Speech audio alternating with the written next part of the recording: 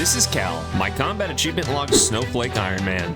Cal is able to allocate levels and combat skills after completing a combat achievement. And what is Cal's ultimate goal? To kill every single notable boss in old school RuneScape. Last episode, we changed our account forever. We acquired a rune crossbow and trained range to a point where it's solidified as our second attack style. We picked up a whole host of combat achievements, finishing off with one of RuneScape's most iconic challenges, the Fight Caves. And honestly, after struggling in the Fight Caves, it really dawned on me how powerful a bowfa would be. We need to complete quests, get levels, and upgrade gear quickly to prep us for Corrupted Gauntlet, because it's right around the corner. I've had an unhealthy obsession with thinking about getting a bowfa lately. I'm up on Cloud 9 dreaming of all the combat achievements and levels available that are within reach if we had one, just to come crashing down back to reality when I look at these quest requirements. Does Jagex think I don't have a life? Like, yeah, they called my bluff, but I'm a little insulted that they did. These are steep requirements. And don't even get me started on the quests. Yeah, I'm bitching again. But not much reason to, because we're picking up 3 free CAs, and one of them is pretty clever. There's a combat achievement for killing a black dragon. Additionally, there's another CA for killing a lizardman shaman, this time in Molk. That makes a whole 3 combat achievements for 3 shaman kills. Ridiculous. Finally, we head back to Scurious. You thought I was done with CAs here? Yeah, well, me too, until this was brought to my attention. Efficient pest control. Normally, you'd get this by using a ratbane weapon, which can attack at a tick rate of 1 to quickly kill all the small rats. But we gotta expand our minds, okay? What if there was a way to kill multiple rats at once? No, don't suggest chinchompas. These rats don't stack on each other very well. Think, man, come on. The rune throwing axe can bounce off of up to 5 enemies at once. 6 rats, 2 specs, 1 CA. What a fun way to solve this one. And now the levels are pouring in. 12, just like that. Which is great, but we're going to need a lot more if we want to stand a chance at Corrupted Hunlif.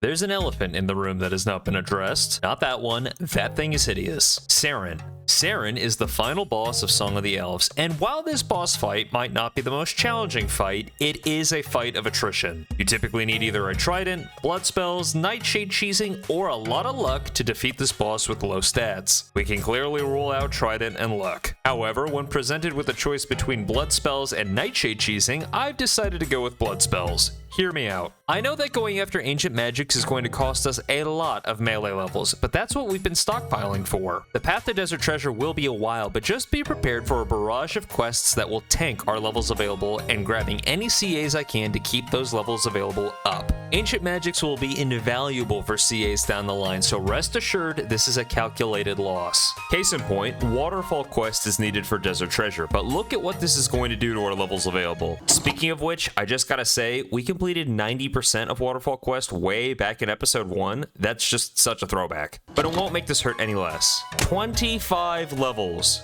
Ouch. Our melee levels are a disaster. But the silver lining is, whenever I grab a few, at least it'll help me with the weaker mobs and Corrupted Gauntlet that need to be killed for weapon frames. But I'm getting ahead of myself. We have a pretty interesting CA for us to acquire, and it's gonna take a couple steps. This little shit has been on my to-do list for a while now. It really always left a bad taste in my mouth, leaving 1 combat achievement left at Barrows. I want the combat achievement just like that. Killing Carol with only special attacks, so we can finally green log out Barrow CAs. But I just showed you my melee stats, and I know they're bad. But what we lack in brawn, we can make up for with brains. Stop being so melee focused, okay? We have ranged now. We have technology. I just so happen to own the 1 ranged weapon that we need for the job.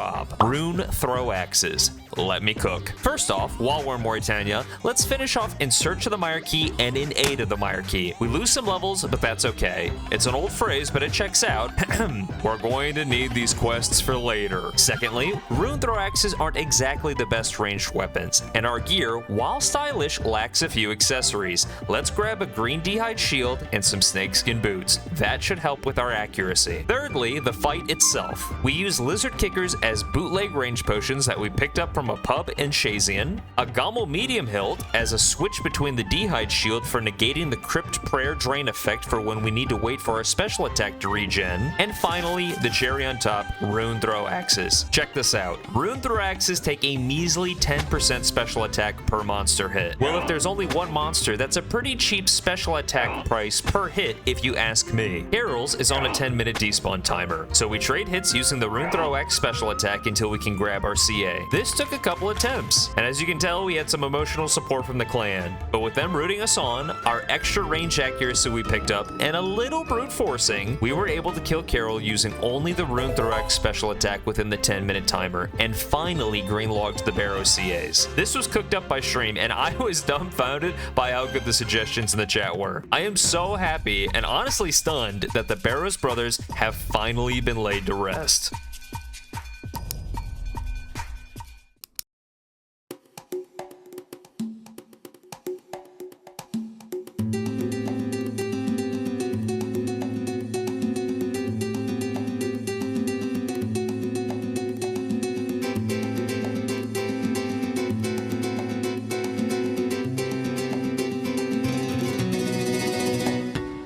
We're going to continue our journey of picking up requirements for Song of the Elf, and the next big obstacle on the naughty list is 70 smithing, so we're going to kill it. That's what Santa's list is for, right? Unjustified murder aside, it's time to buy gold. A little over 11,000 is needed for 70 smithing, but luckily I've heard of that number before. The plan is to buy all the gold hopping worlds from this fella. Then we use goldsmith gauntlets to double our EXP. This will all roughly cost about 2 to 3 mil, but I'm not really counting because dollar bills, dollar mills, it makes no difference to a rich POS like me. 11,000 ore. Took about 2 hours, but it's because I'm not really playing all that locked in because, what do you want me to say? This sucks. Now it is time to melt them all down into gold bars. The process is pretty quick, and with an ice glove switch, it makes it even quicker. 70 smithing. I just love that I'm doing this grind to get to the bowfa grind. It's just grinds all the way down. Oh, there he goes bitching again. He just won't stop, can't stop, never stops. But it's time to switch things up. Right now, we're switching between SOT requirements and combat achievements rapid fire style. And there's an interesting combat achievement our sights are set on. But we're going to need some key items first. Mainly emerald enchanted bolts and a bone dagger, and a ton of food. We're going out to the desert for everyone's favorite boss, the Calphite Queen. Now I know what you're thinking. With your melee stats not even being in the 40s, how are you going to take on one of the most annoying bosses in the entire game? And if you haven't learned by now, if there's a will, there's a way, okay? Calphite Queen is supposed to require both range and melee to kill, but because this is an old piece of content, her protection prayers do not protect 100% of incoming damage, unlike some newer enemies within the game, meaning we can use ranged on her while she's protecting from ranged. So I should clue you in. What's the combat achievement, Chief? Scoring a kill on Calphite Queen after you've lowered her defense. That's where our handy bone dagger comes in. And if you don't know how this bone dagger works, I'll explain. Back in episode 3, go watch that. That was the bone dagger episode. But as a quick refresher, it's pretty much guaranteed to lower her defense, okay? So what's the strat? Firstly, we lower Calphite Queen's defense using our bone dagger. Afterwards, we get her stuck between her guards and the wall while we hide underneath her completely safe. Why? Because we're waiting for our poison to tick. Now, we have a roughly 1 in 50 chance of hitting the Calphite Queen with our bone dagger on a regular hit, with a 1 in 4 chance to poison, meaning roughly 200 hits to reapply poison with the bone dagger. However, we have roughly a 25% chance to hit Calphite Queen with emerald enchanted bolts through her prayer. Why is this so important? Each enchanted bolt has a different special effect. Emerald enchanted bolts just so happen to apply poison 55% of the time damage is calculated. How absolutely insane is that? A coin flip for poison on hit, meaning it's roughly a 1 in 8 chance to apply poison on any given attack roll. So much faster than the dagger. I passed the accuracy check, I passed the poison check, and we're gaming.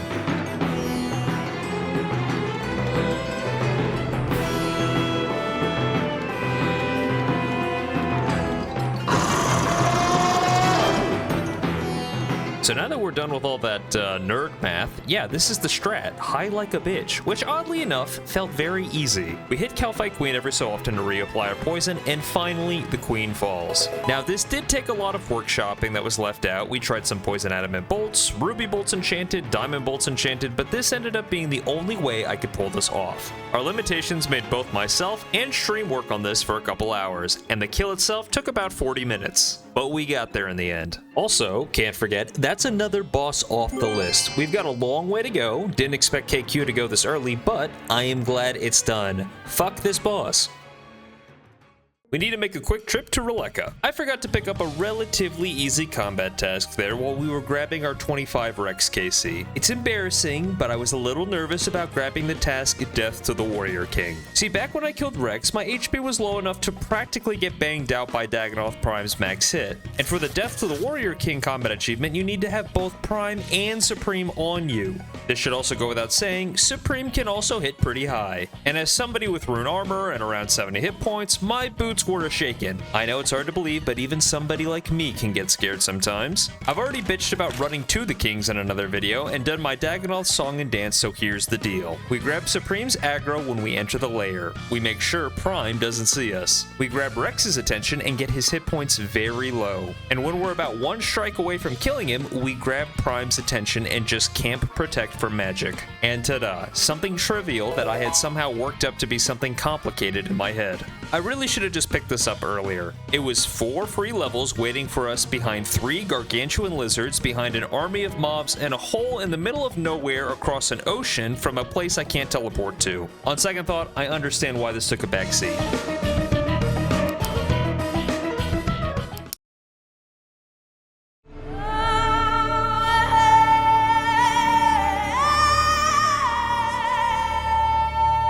What do you think you're doing? Turn that off. No, we're not even close to ready for that. Stop. Man, you can't just do whatever you want whenever you feel like it. How many times do I have to tell you this? There are no shortcuts in OSRS, and no, don't make an agility joke. Yes, it's time for Desert Treasure. Soon. Yes, very soon. We have a couple of quests to deal with first. Is that okay? I'm feeling very combative right now. I apologize. Starting off with Temple of Ikov, one of the most important yet completely forgettable quests in the entire game. This is the type of quest that you definitely forget in the car.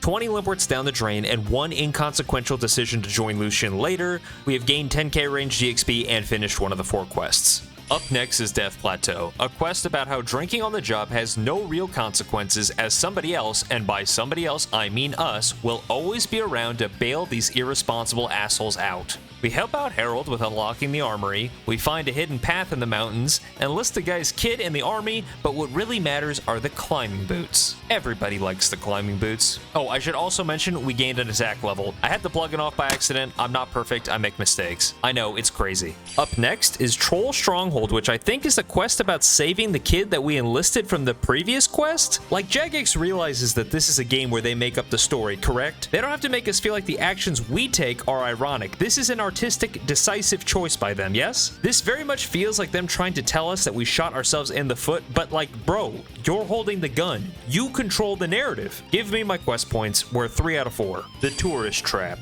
By far the worst quest in the game. Yes, even worse than Ratcatchers. If I had to describe this quest in one word, I'd say, no, I got a lot to say about it, and you can't stop me. Clunky, boring, tedious, and quite frankly, unbearable. That was bad, I'm sorry. This is what happens at the finish line. You start going stir crazy. The whole point of the quest is to save this chick, and you save her, and then the quest is over, and yeah, that's it. So after a lot of frustration and running around, the quest requirements are complete. 4 out of 4. It's officially time. Desert Treasure.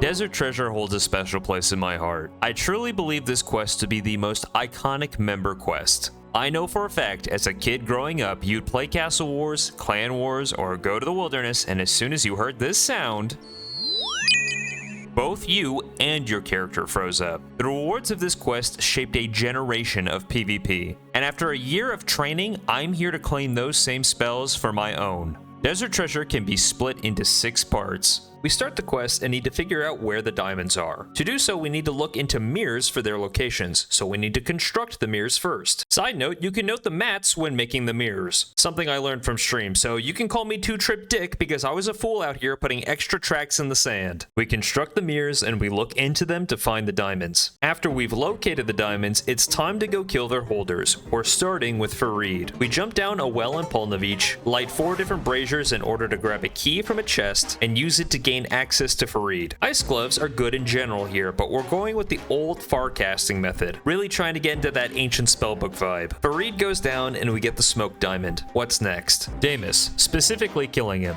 Now Damus is a bit tricky. We need to grab a ring of visibility to get to him. To get the ring, we need to trade a stolen icon from this chest using lockpicks. This chest is notorious for taking people a long time to crack open. Not us, we used 11. Guys have always told me I'm good with my fingers. With the ring of visibility, we can enter the Shadow Dungeon, a long corridor of mobs that lead to Damus, who we end up safe spotting because he has some crazy prayer draining effects and also hits quite hard. He goes down and we obtain the Shadow Diamond. And with Damus out of the way, it's time to move on to the next step, Desos, who is honestly just a little chillin' vampire. We speak with Malik to find out where the Blood Diamond is. He mentions it's held by Desos. Desos is a bit of a funny fight. If you switch between protect from range and melee every tick, he can't decide what style to use and just frustratingly dances around you. After he's defeated, we find that Malik had the Blood Diamond all along, which he hands over to us. This leaves the last diamond to go after, arguably the worst one, finding Camille. There are more bait and switch tactics. A troll child has us looking for its parents. Searching for them, we find Camille and begin fighting. The whole time, our stats are going to shit from the shivering cold here. I hate this mechanic.